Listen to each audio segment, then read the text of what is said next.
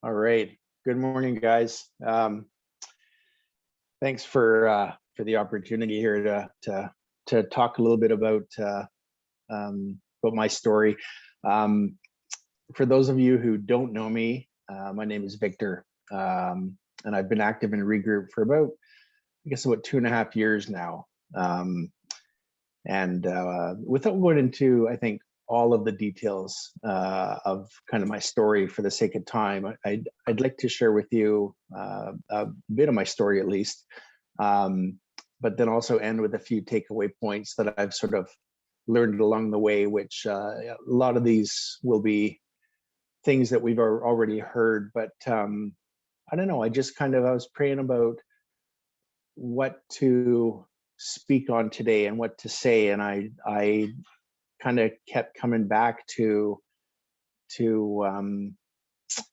just my journey and what's been important for me along the way over these past 2.5 years. And I don't know, I just felt God impressed upon it to me to keep it simple, but also to sort of reiterate some of the points that have really been effective in my journey. So to start with kind of my history, my sexual acting out started, like many of you, at around the age of 10, 12 years old.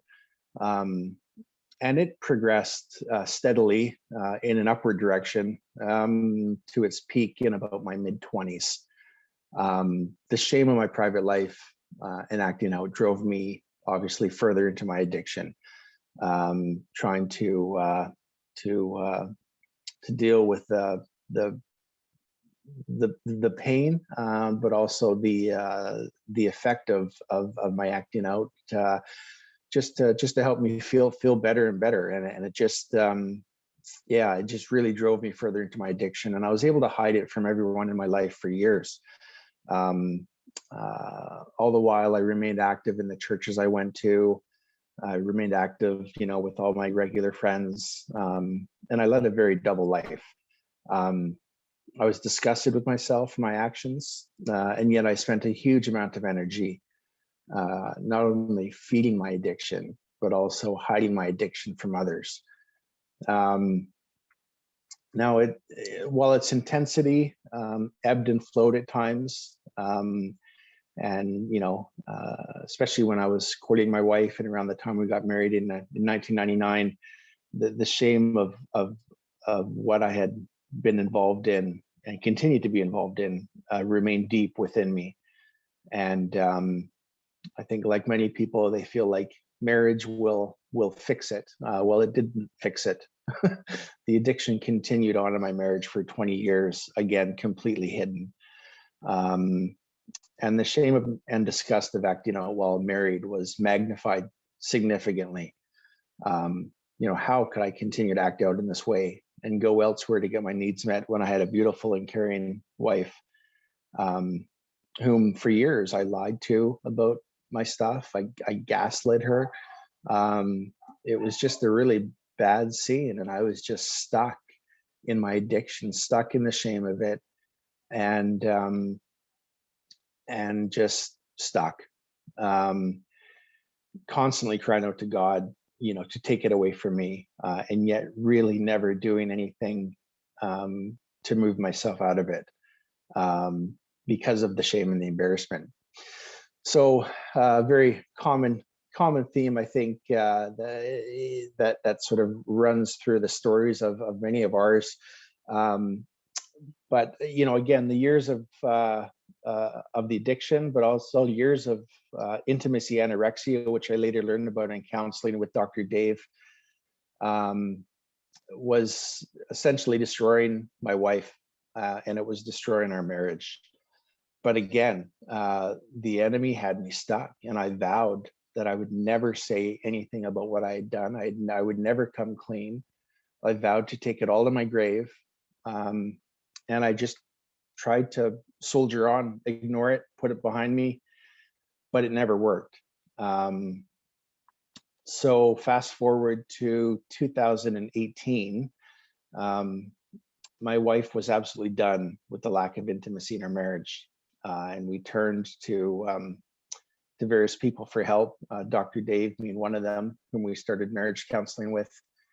And in December of 2018, December 2nd, actually, to be exact, while in a session, my wife was pouring her heart out and insisted that she believed that there was more going on in my life than I was letting on. And the idea of a polygraph was presented in our session. Life came to an absolute screaming halt on December 2nd, 2018. Everything I had vowed that I was going to keep this secret, that I was going to keep it hidden, was no longer an option. I couldn't keep it hidden. The polygraph was inevitable. If I said no, it was clear I was hiding something. And I knew that I had to come clean, but I wasn't prepared to do that. I wanted to die.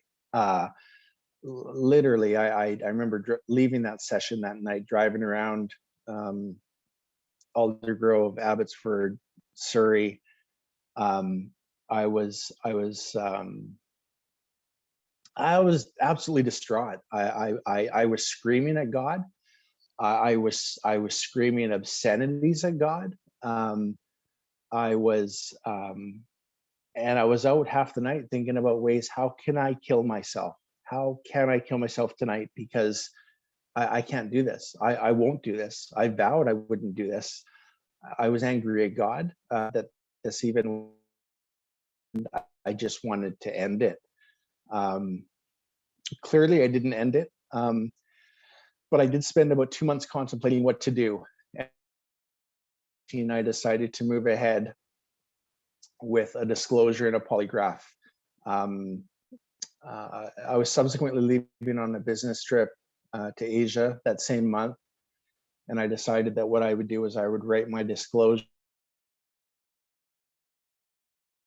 And on the eve of leaving, after having a discussion with my wife, I ended up telling her that I was hiding things from her. And I was working on a disclosure. I was going to be working on a disclosure during my trip. And from that conversation onwards, the absolute unraveling of everything we thought our life was, and our marriage and our family and our home started to unravel. So clearly, I left the next day. My wife was left in hell. I was left with what's going to happen. Needless to say that the trip was hell. So on both sides of the Pacific, the absolute unraveling of reality of the unraveling of our lives was happening.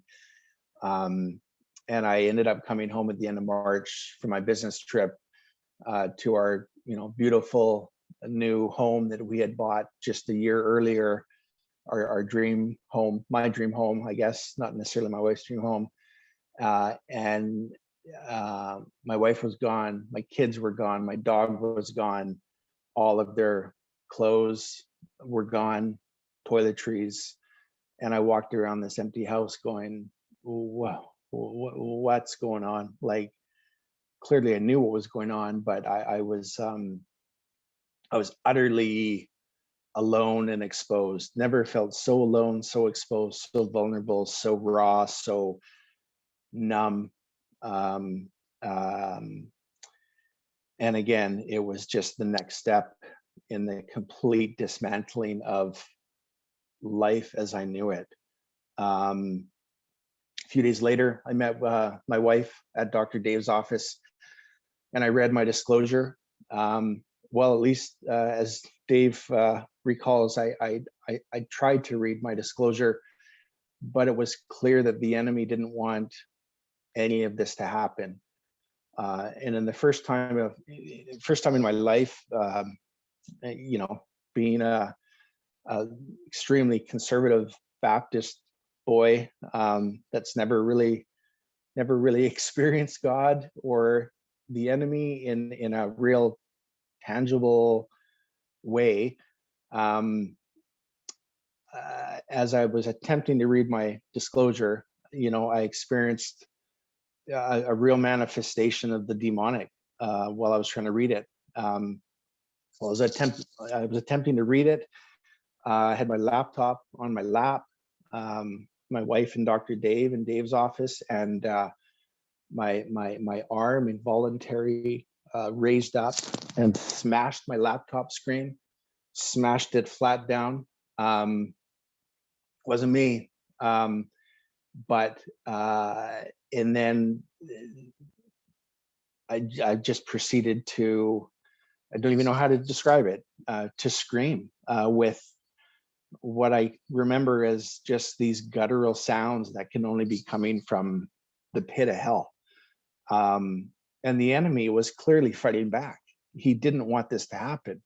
It was incredible and frightening and scary and emotional and but these physical and audible manifestations were quickly met with Dr. Dave and my wife jumping into action, praying against those forces of evil being manifest, and I was finally able to read my disclosure out. Something that was important after talking with Dave a little bit about it, just to actually verbalize that and speak that out into the open, and come clean. And it was yeah, it was just a pretty intense session.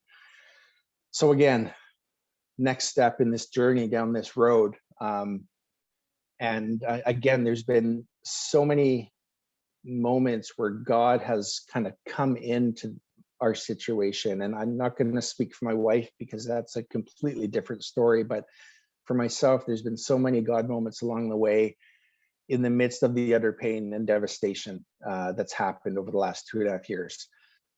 So many that I'd like to share if we had the time, but what I can say is that God in his grace actually prepared me for this unraveling almost a year to the date of my disclosure, in April 2000, and I guess it would have been 2018, March, April 2018. Quick story, I was a bass player for one of our worship bands at the church I go to in South Surrey here.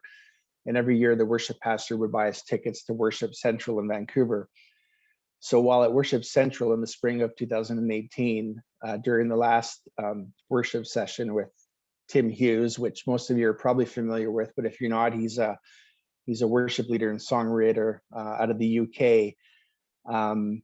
I ended up near the end of the worship session, near the end of the set he was playing, as I was just entering into worship, again, a year before all this happened, just being overcome with what I can only be described as the Holy Spirit. And again, like I said before, being a good conservative Baptist boy, stuff like this never happened to me.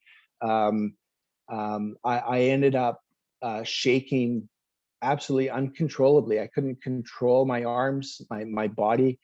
And I remember Tim Hughes spoke a little bit in between, I think the second to last and last song, and I don't even remember what he said, but it resonated so strongly with me when he asked people up to come up to the stage for prayer. I literally was catapulted out of my seat. Like, again, I never did that sort of stuff, and it's like I couldn't stop myself. The shaking was continuing. I got catapulted up there, and the shaking intensified, and I didn't know what was going on. I just assumed it was God or the Holy Spirit or something was happening. And no sooner was I up there, I felt about 2 or 3 pairs of hands on me, praying for me, just in this intense intercession. That ended up stopping, the shaking stopping, the prayer stopped, and I had a guy come over to me from the other side of the stage And he said, "Hey man," he says, I don't know if this resonates with you. He says, "But I was over there and I was just watching what was happening." And he says, I got a word for you." And he goes, "You know, I assume it was from God. Can't explain it, but the word was break. It was just break. That's all he told me." And that was a word evidently for me. And I thought, wow, I wonder what that means. Um, well, in retrospect, thinking back a year later after all this kind of crashed down in my life, I realized that there was a whole lot more to that word break, which I was starting to understand. Um, and I truly believed, a year later, God started that process of breaking this bondage off of me, which was on me for over 35 years. And it's continued for about 2.5 years. Um, it's not only breaking, I think it's burning. There's been so much burnt down to the ground, but at the same time, I believe, and I believe that I've heard, and my wife believes that she's heard, that he's promised to restore it all. And all he's asked is that I enter into this process, um, and I trust him. The word trust has just come up continuously for 2.5 years. Do you trust me? Do you trust me? Do you trust me with every issue of my life? And again, it's a place where I've never been before. How much do I trust him? Am I going to continue to trust him? And there's been lots of ups and downs along the way of not trusting him, but it's a recurring theme, and again, just that he had this the extended so much grace to me to sort of prepare me for this and prepare my wife for this. And again, there's so many stories, that things that have happened, and God stories along the way that have just continued to reinforce that he's been alongside of us during this whole journey. So yeah, so that kind of brings us to today. So I think I'm still okay on time. Um, Exciting stuff, heavy stuff, and so I'd like to lighten things up a little bit, and I'd like to show you a picture. And let me just see if I can do this, Chris. I'd like to show you a picture of.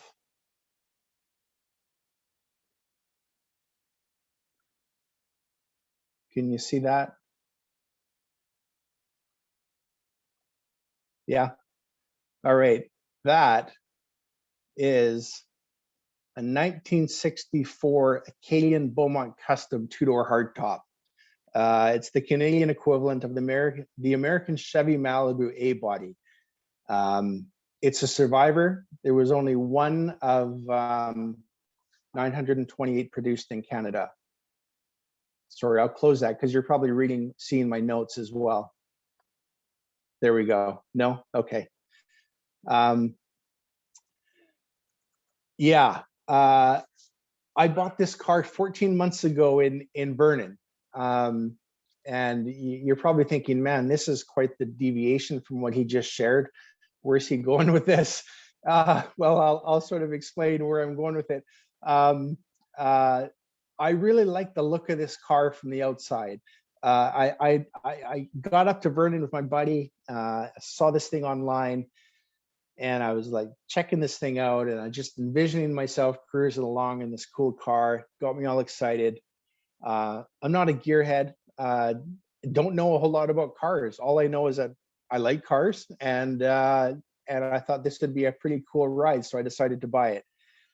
So after all, I mean, it looked great. Body was in really good shape, and I decided to buy it. It was a decent price, so I bought the car, and I was driving it home, and I got it to Merritt, and that's kind of where this journey with this really cool shiny car ended. The electrical, it turned out, was fried, and I had to get it towed from Chilliwack, from Merritt down to Chilliwack, actually, which If you've ever towed a car from there to Chilliwack, you're looking at about $1,200 if you don't have BCAA. So that added to the cost of my reasonably priced car. And so anyhow, I got it towed to my buddy's place in Chilliwack. Took some time to find somebody who would actually rewire the whole thing, because it was completely, the electrical was shot. So I ended up talking to my buddy and talking to the guys at a car shop out in Chilliwack. And after several months, I managed to get my car rewired. So I got it back, drove it back home to South Surrey, and right in front of my house, the rad decided to puke itself all over the road in front of my house. So I had to get that fixed as well. And the ongoing issues have sort of continued over the last 14 months with this nice shiny car that I bought. The last one being that it needed a $2,000 transmission rebuild. So cool car, but it had a lot of issues. And it kind of got me thinking recently about, my personal journey and how this journey with this car relates to the journey of addiction and recovery. And I kind of came up with 5 points that sort of resonated. And again, like I mentioned before, I was really contemplating what I should speak about here today. And I'll go through these fairly quickly, because I know we want to have time to sort of have a bit of discussion. But yeah, God just sort of impressed upon me, talk about your car and relate it to kind of how that parallels your journey here with recovery and sobriety and such. So point number one, there's 5 points. Point number one, we all want to be seen and acknowledged, but most of us just want to show off the shiny, cool outside of the car. We really don't want to see what's going on. We really don't want people to see what we're really like on the inside. I have learned from attending some show and shine car shows, the guys refer to that as a 20-footer. It looks good at 20 feet in low light, but you come any closer and you start to see the flaws. So in the case of my car, that was the leaking rad, the smoking electrical wires, the leaky engine, the leaky transmission, the ratty interior, the lack of working gauges. Just like my previous life, I wanted people to see me and like me. I wanted to have a great facade, but I didn't want them close. I didn't want to show them under the hood, but I didn't want to invite them into the interior, not wanting them to see the real me who struggled and was full of shame and regret and stuck in some pretty ugly sin. Point number two, just like an old car, we aren't always responsible for the problems and issues. But once we purchase the car, we are responsible for dealing with the problems. So just like our personal lives and dealing with our addiction, we aren't always responsible for what drove us into our addiction. And we all have different stories of why we ran to our drug of choice. But we do have a responsibility to deal with our issues and our addiction. And if we don't, as we can probably all attest to, they just get worse. And the cost to fix them is even greater. Man, do I wish I would have dealt with this, 25 years ago before I was married and before I had kids. The cost is greater. You let them fester, you don't deal with them, it gets worse. So I just encourage the young guys on here, if you're not married or in the early years of your married life, deal with it now, because it's a whole lot worse the longer you wait. Point number three, if you're anything like me, your understanding and knowledge of cars may be limited, and you can't fix everything on your own. You need fellow gearheads to give you advice. You need a good mechanic, a good transmission guy, a good interior guy, just like recovery. And I know it's been said a million times, but it takes an army of guys to come alongside you, be it counselors, friends, confidants, sponsors, ReGroup brothers. What I've learned and seen is that without an army of guys behind me, recovery and freedom would absolutely not be possible if I was doing this on my own. No way, no how. We need community and connection, which of course, as we've heard often said, is the opposite of addiction. The opposite of addiction is connection. And we not only have to engage, we also not only have to engage in changing our behaviors to overcome our addiction, but even more importantly, we need to understand what drove us into our addiction in the first place and what kept us there and how that affected others in our lives. I just encourage all of us just to continue to commit to learning and gaining understanding into your journey and what drove you to to your place to your drug of choice, and don't stop until you get to those root issues. I'm still working on that stuff even after 2.5 years, and I believe I've gotten to it, but then more stuff comes up. And I just think it's really key, if you want sustained sobriety and you want freedom in your life and you want a restored life, whatever that looks like, married, single, with kids, without kids. I think understanding why you've done what you've done and how it's affected others will will be a life changer. Um, Number four, a restored car comes at a high price. As some guys say, it's often more expensive to restore a car yourself than it is to buy a restored car. And just like recovery, freedom from addiction comes at a very high price. It could be anything, be it relationally, financially, emotionally, but your freedom is worth it, and the life of and the lives as well of those around you are worth it as well. So I complained for years about the high price of recovery, and I finally had to just release it and say it is what it is. There's a high price for it, but it's going to be worth it in the end, and I just held on to that. And yeah. And point number five, remember that restoring a car can often take years. It's often an exercise in patience and longevity, and our recovery and restoration is no different. It's not a race. It's, as Dr. Dave often refers to it, it's a marathon. And we need to remember to keep on focusing on how far we've come and not how far we have to go. Um, and that's been, again, key for me, is just focusing on on how far I've come, and having people in my life speak into that and remind me of how far I've come, as opposed to how long the road still is ahead of me. Um, so yeah, it's especially for those of us who are in the process of restoring marriages and that sort of thing. It takes a lot of patience and humility, and it's a long road. Yeah.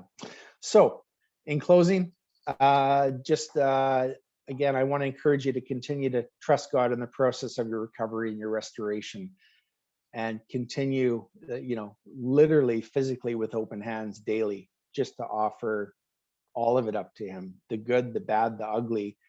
We don't always, I've often said this, and God has reiterated this to me a number of times, but we don't always see the full picture. We don't always have the full visibility of the situation, and where we're at, and where God is leading us. So often, if we default to our own limited understanding and conclusions, it often doesn't end well. So, I just, again, encourage you just to trust God in the process, because He has got this, even though it feels like He doesn't sometimes. He has got it, and there is a bigger picture. And I think, we often just want to catapult ourselves ahead and see it all, but I think often we're not ready for that, and He just brings us along slowly along this journey, until one day you wake up and realize, that He has been leading clearly. So um, yeah, so keep focusing on it, trusting in God, the only one who truly loves us, the only one who truly knows us. And to do a little bit of a car analogy again, I believe He wants more than anything to be riding shotgun with us as we're cruising down the road in our restored cars. So He wants to be going in the same direction. So thanks, guys.